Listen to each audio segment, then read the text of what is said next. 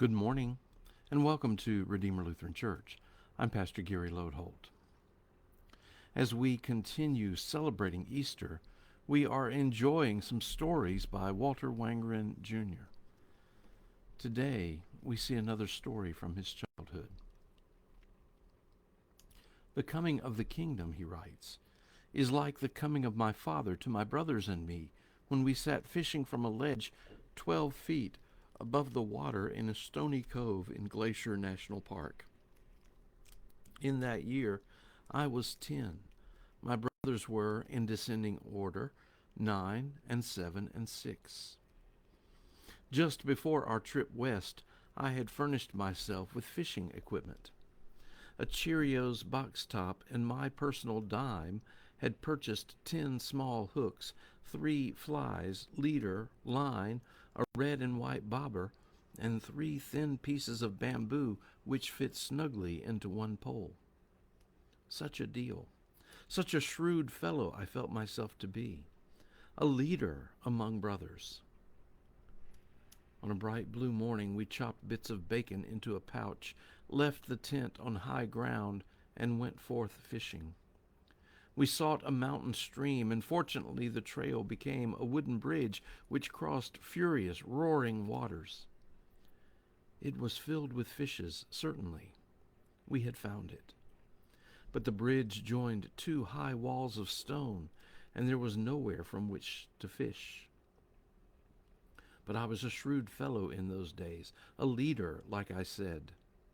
I noticed that a narrow ledge snaked away from the far end of the bridge, that it went beneath the belly of a huge boulder, and therefore was hidden from the view of lesser scouts. If we could crawl that ledge on hands and knees through its narrowest part, ducking low for the boulder, why, we'd come to a widening, a hemisphere of stone big enough to sit on, from which to dangle our legs, a sort of fortress of stone, since the wall went up from that ledge 12 feet and down again from that ledge another 12 feet. Perfect, safe from attacks, and good for fishing. I led my blinking brothers thither. None questioned me. I was the oldest. Besides, I was the one with the foresight enough to have purchased a fishing pole. You have to flatten out here, I called back, grunting in order to fit beneath the outcropping boulder. They did. One by one they arrived with me in a fine, round hideout. Above the sheer rock some trees leaned over and looked down upon us. Far below our feet there turned a lucid pool of water. And so the brothers Wangerin began to spend a fine day fishing. We took turns with the pole. The bacon didn't work, but as a sign of our favor with all the world, the trees dropped down on silken threads some tiny green worms exactly the size of our hooks. We baited the hooks and caught several sardine-sized fish. Oh, it was a good day. All that we needed we had. And then came my father. We didn't see him at first. We weren't thinking about him, so filled were we with our success. But I heard through the water's roar a cry. Distant, distant. Wally!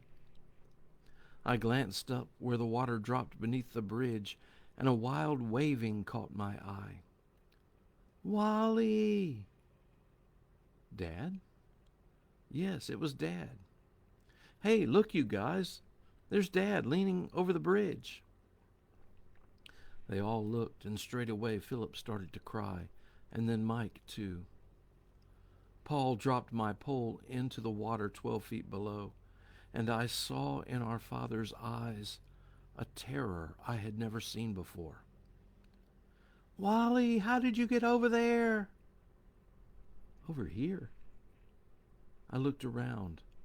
Suddenly, here was no fortress at all.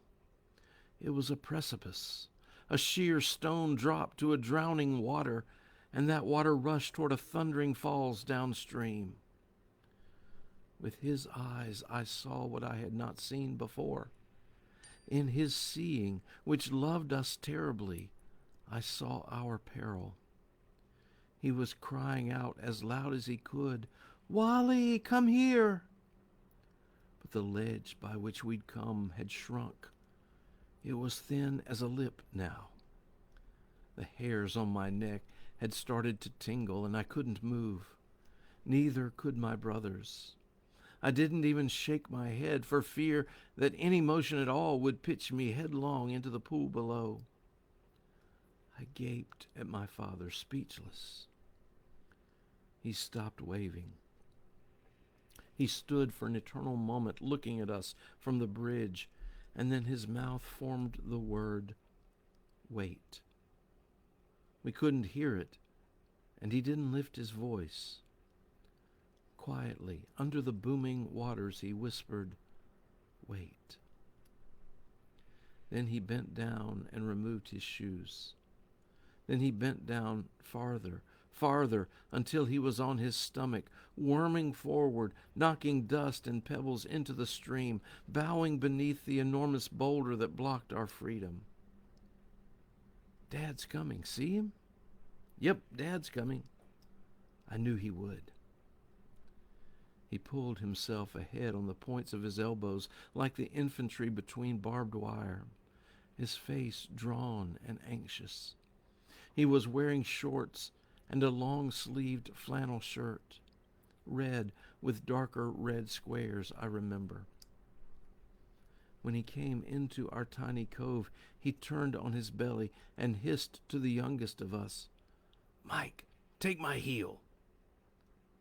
Mike was 6. He didn't. "Mike, now!" Dad shouted above the waterfall with real anger. "Grab my heel in your hand and follow me." You should know that my father is by nature and breeding a formal man.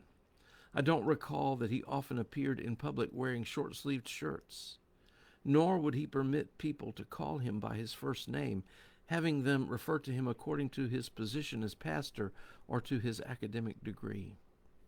Doc, he was called. Organized, controlled, clean, precise, dignified, civil, and formal. What a descent it was, therefore, and what a sweet humiliation that he should, on his stomach, scrabble this way and that, coming on stone, then going again, pulling after him one son after the other, Michael, Philip, Paul, and then me. "Wally, grab my heel, follow me." It wasn't he who had put us in these straits. Nevertheless, he chose to enter them with us in order to take us out with him. It was foolishness that put us here. It was love that brought him. So he measured the motion of his long leg by the length of my small arm, and he never pulled farther than I could reach. The waters roared and we were troubled, but the granite shook. But my father was present, and very present. I felt the flesh of his heel in my hand, leading me, and I was still in my soul. My father bore me back to safety again. The refuge was not in a cove beyond a boulder, but in his love. So I did not die in the day of my great stupidity. I lived.